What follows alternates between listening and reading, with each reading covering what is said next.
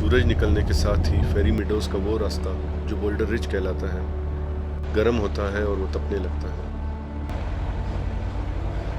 हम जैसे किसी दूसरे सैयारे में किसी दूसरे वक्त में सफ़र कर रहे थे जहां हमारे अलावा और कोई भी न था।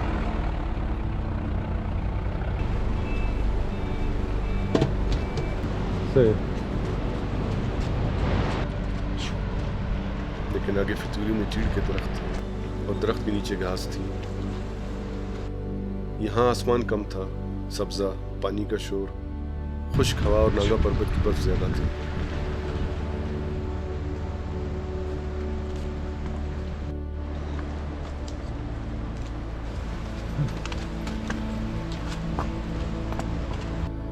हल्की सी बूंदाबांदी शुरू हुई। हमने बारिश से बचाव नहीं किया बल्कि चलते रहे।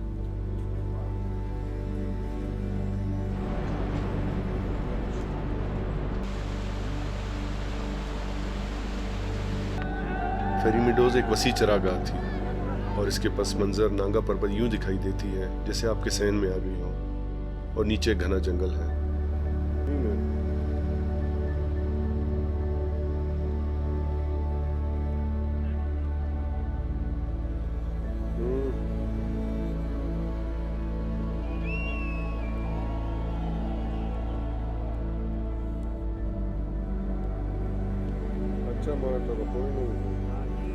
चरागाह में छोटे छोटे फूल थे और दरमियान में एक छोटी सी नदी थी जो मुश्किल 1 मीटर चौड़ी होगी, जो जंगल की जानिब से बहती थी और इसका पानी बहुत शफाफ था। जहां हम थे वहां से फेरी मीडोज पूरी तफसील से नजर आता था।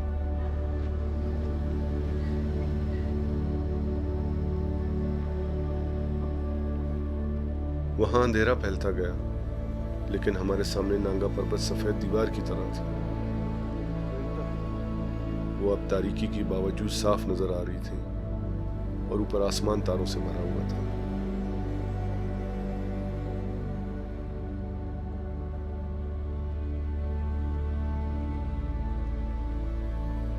अगली सुबह नागा पर्वत एक स्याह जंगल के ऊपर एक सफेद जहां की तरह खड़ी हुई थी और चरागाह के दरमियान बहने वाले पानी सुबह की रोशनी में ऐसी थी जैसे पारे की नदी हो।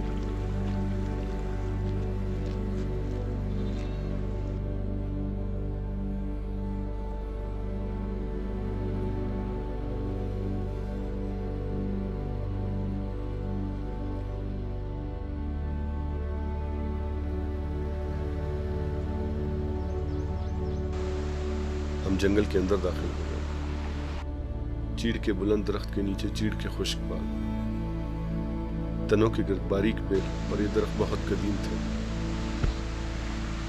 जंगल में एक छोटी सी नदी भी बहती थी और इसके पानियों के अंदर भी सब्जा था।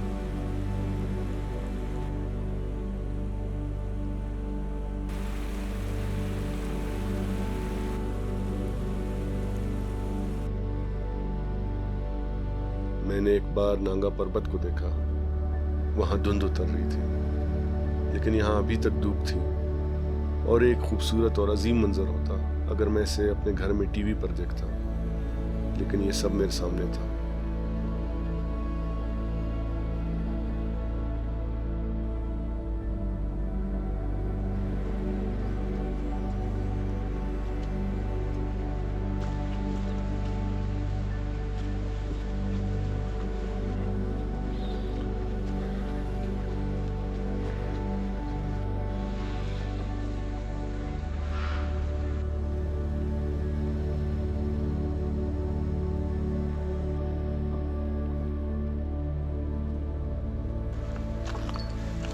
और जैसा कि होता है, हमें फेरी मीडोज की आदत होने लगी।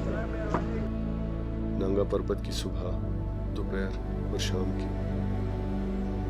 जिसे आदत हो जाए वो खाना बदोश नहीं रहता। इसके खेमे की आसपास की घास बुलंद नहीं होनी चाहिए।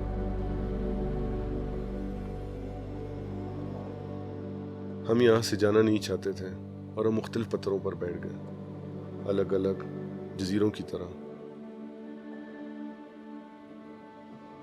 सामने सैकड़ों किलोमीटर तक फैले हुए इस अजीम मंजर को देखते रहे।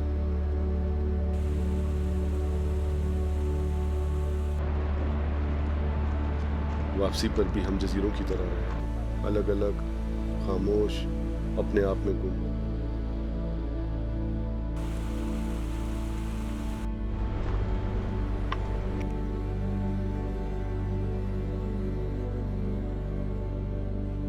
जंगल के अंदर एक अजीब सी खामोशी थी, और इसी खामोशी के अंदर वो सन्नाटा था जो हमारे कानों में गूंज रहा था, जिसमें हम अभी तक गुम थे और हम सुन नहीं सकते थे, जो हम साथ लेकर आए थे। हम वहीं थे जहां से हम आए थे,